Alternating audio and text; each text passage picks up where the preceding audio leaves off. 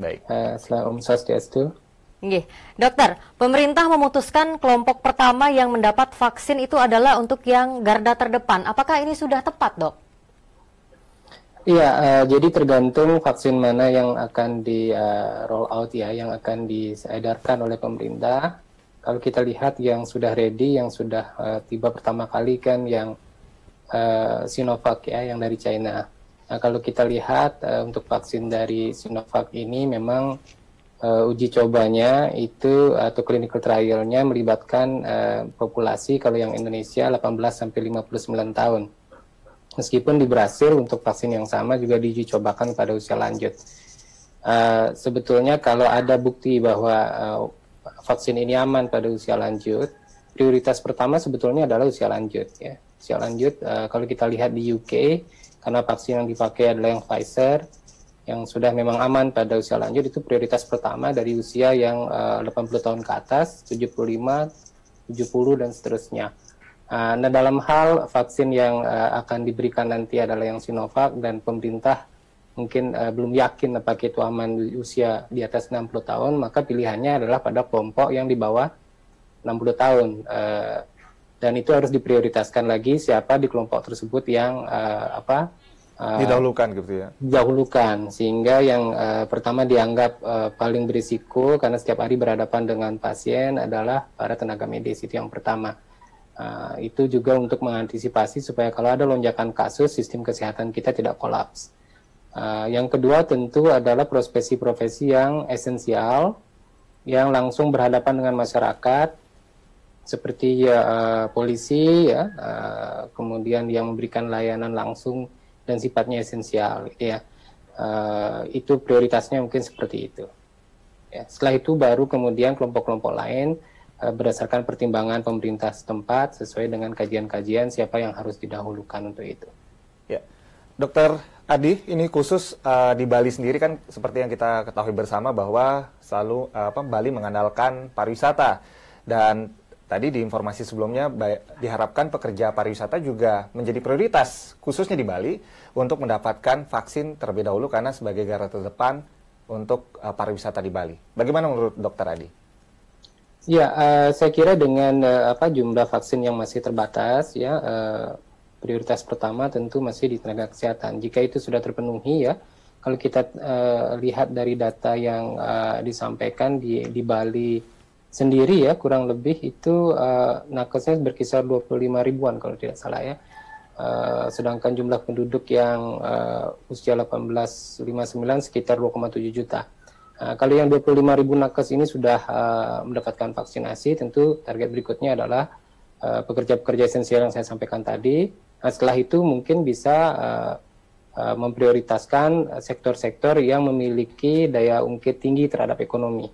Jadi salah satunya memang di sektor pariwisata.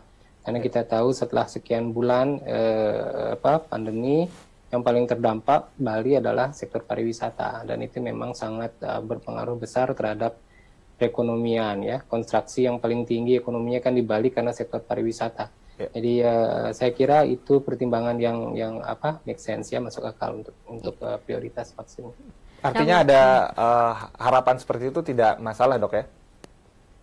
Iya, tidak masalah. Ya, sektor pariwisata bergulir. Di samping itu kan juga pemerintah pusat mencari opsi-opsi untuk bisa perlahan-lahan tidak hanya pada sektor-sektor tertentu, tetapi semua, ya, termasuk sektor pendidikan juga penting, ya, bagaimana di sektor pendidikan misalnya bisa berjalan, karena sektor pendidikan berjalan efeknya juga banyak ke sektor ekonomi juga, gitu ya.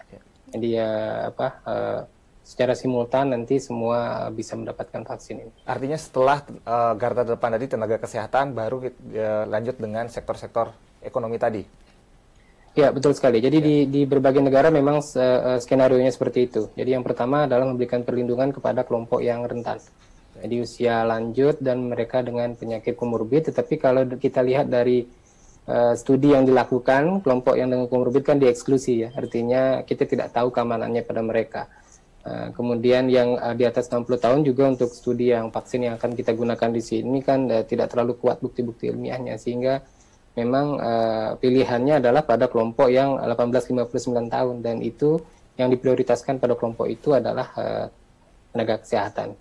Sejauh ini saya melihat prioritas yang ideal seperti itu supaya tidak salah sasaran gitu ya. Namun sebenarnya vaksin ini apakah sebagai mencegah adanya COVID atau hanya menutup klaster penyebaran yang sudah ada, Dok? Jadi konsep vaksinasi dia akan setelah disuntikan ke yang menerima vaksin itu akan menimbulkan kekebalan di dalam tubuh si penerima. Nah, dengan adanya kekebalan, kalau dia kemudian tertular oleh orang yang positif COVID-19, maka tubuhnya akan mampu melawan itu dan tidak muncul penyakitnya, sehingga rantai penularan bisa diputus. Jadi fungsinya adalah untuk memutus rantai penularan itu. Ya. Ya. Dari data yang ada, hanya 30% vaksin yang disubsidi penuh oleh negara, sementara 70% diadakan oleh Kementerian BUMN. Bagaimana menurut dokter untuk ketersediaan vaksin nantinya untuk masyarakat sendiri? Sebetulnya vaksin di situasi pandemi, kalau kita lihat dari konsep universal healthcare di deklarasi Alma-Ata itu harusnya menjadi tanggung jawab pemerintah sebetulnya ya. Jadi dalam situasi pandemi harusnya vaksin itu free for all gitu konsepnya. Idealnya seperti harusnya itu, free untuk semua ya. Sekarang dilihat kemampuan negara apakah mampu untuk menyediakan itu gratis untuk semua orang.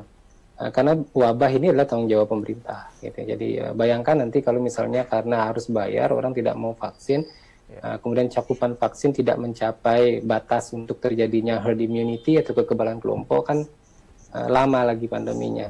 Jadi memang negara harus mengeluarkan segenap kekuatan di sini untuk bisa setidaknya memvaksin 60-70% dari populasi. Ya. Jadi harusnya sih gratis. Ya. Idealnya seperti itu, Dok ya. Iya, memang begitu konsep ini universal health access itu ya. Tetapi dokter, ini kan vaksinnya hingga saat ini sebenarnya belum diketahui dan dari BPOM pun belum mengeluarkan izin terhadap vaksin ini. Kira-kira apakah sudah aman vaksinasi COVID-19 dengan vaksin Sinovac untuk tetap dilakukan? Kalau kita lihat dari data penelitian di fase 1 dan 2 sebelum ke fase 3, itu kan keamanannya baik ya, safety-nya baik, dan juga menimbulkan respon antibody meskipun tidak sekuat dari kandidat yang lain. Kalau kandidat lain sudah bisa menyatakan efikasinya 90-95%, Sinovac sendiri belum bisa di fase 3 membuktikan itu, mungkin karena tempat-tempat penelitiannya kasus yang muncul tidak cukup untuk melakukan analisis. Tetapi dari data keamanan bagus keamanannya ya. Jadi keamanannya oke, tetapi keampuhannya yang masih diragukan gitu. Meskipun demikian, hasil studi juga menyebutkan meskipun tidak sekuat respon imun dari kandidat lain, tetapi setidaknya ada kekebalan yang muncul di dalam tubuh yang menerima vaksin. Ya, kalau kita tahu kan untuk vaksin bisa mencegah meluasnya wabah, tidak harus melindungi setinggi 90%, 50% aja sebetulnya sudah dianggap baik gitu ya. Ditambah dengan upaya-upaya lain yang saya kira kan tidak akan dilupakan begitu saja. 3M itu kan tidak langsung ditinggalkan begitu ada vaksin, karena vaksin bukan solusi tunggal untuk itu ya. Ya. Kalau dengan demikian tingkat keamanan dari vaksin ini sendiri gimana, Dok? Menurut dokter? Tingkat keamanannya bagus dari hasil studi. Jadi ada beberapa kejadian-kejadian yang tidak diinginkan atau adverse event, tetapi sifatnya tidak serius. Kemudian ada muncul yang serius, kemudian setelah ditelusuri bukan karena dampak langsung dari vaksin. Kalau kalau dengan efektivitas yang dokter sebutkan tadi bahwa penelitiannya baru sampai tingkat kedua begitu, apakah sudah tepat waktunya pemberian sekarang atau ini malah terburu-buru, Dok? 1-2-nya sudah selesai, fase 3-nya sedang berlangsung ya. Diharapkan sebetulnya Maret ini timeline-nya selesai. Tetapi sebelum itu ada yang namanya interim analysis ya, hasil antara sebelum ada hasil final, dengan kalau ada ditemukan jumlah event yang cukup untuk melakukan analisis.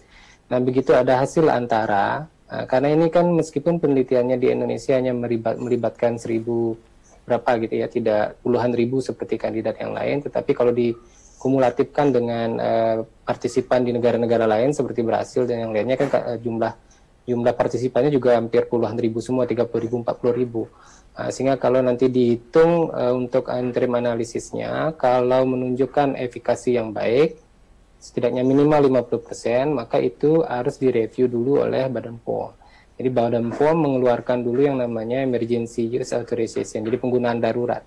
Nah, setelah itu dikeluarkan baru boleh dilaksanakan. Jadi kita menunggu analisis Badan POM. Jadi Badan POM yang menjadi kunci di sini, apakah vaksin ini bisa diberikan atau tidak. Tanpa ada analisis itu, maka tidak boleh diberikan. Gitu. Karena harus ada penggunaan secara darurat atau emergency use. Ya, artinya, sampai penelitian di fase 3 ini selesai. Baik, artinya ini juga ada dari informasi dan sosialisasi dari Badan POM yang sangat penting untuk meyakinkan masyarakat dalam penggunaan vaksin sendiri, Dok, ya? Iya, dan Badan POM mengikuti standar FDA di berbagai negara, jadi standar dari WHO juga, jadi mereka tidak akan secara sembarangan untuk memberikan emergency use itu, saya kira. Jadi salah satu faktornya adalah keamanan yang sudah terbukti keamanannya, yang kedua adalah efikasinya atau keampuhannya, itu yang mungkin perlu laporan-laporan yang mungkin dalam beberapa bulan atau beberapa hari, setelah dari Sinovac sendiri kan belum ada rilis tentang hasil antara atau interim itu. Jadi kalau itu ada, diajukan ke BPOM, maka keluar emergency use authorization, maka vaksinasi bisa dilaksanakan. Iya. Dokter, untuk target dari vaksinasi COVID-19 ini dikatakan hanya 80% untuk penduduk Indonesia. Bagaimana pendapat dokter terkait dengan hal ini? Ya, ada yang namanya herd immunity, mungkin sudah pernah mendengar ya. Herd immunity, kekebalan kelompok, sempat muncul karena ini salah satu strategi gitu ya, supaya masyarakat dibiarkan saja sakit sehingga terjadi kekebalan kelompok. Tapi sebetulnya konsep herd immunity yang sebenarnya adalah melalui vaksinasi. Nah, itu ada hitung-hitungannya, tergantung dari seberapa menular penyakitnya. Nah, jadi kalau cacar misalnya, dia angka penularannya satu kasus menularkan ke 15 orang.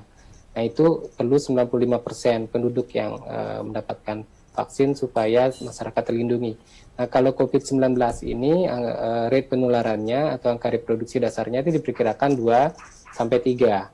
Sehingga dengan angka reproduksi sebesar 2-3 itu masyarakat yang diharapkan tervaksinasi atau memiliki kekebalan adalah berkisar 60-70% saja. Jadi minimal 60% masyarakat tervaksinasi, maka itu diharapkan memiliki kekebalan kelompok ya. Jadi masyarakat yang tidak tervaksinasi akan terlindungi oleh 60% masyarakat yang tervaksinasi ini. Baik, Dokter. 80% sudah bagus sekali kalau 80% ya. Baik, Dr. Imade Adi Wirawan, MPH PhD, ahli kesehatan masyarakat Udayana. Terima kasih sudah bergabung bersama kami di sore hari ini. Tentunya semoga informasi yang diberikan sore hari ini bisa memberikan keyakinan kepada masyarakat, terutama pada garda ke depan dalam penggunaan vaksin ini sendiri, kemudian juga berlanjut ke masyarakat gelombang keduanya seperti itu. Terima kasih, Dok. Ya, sama. Ya, kami tutup dan Om Santi. Om Santi.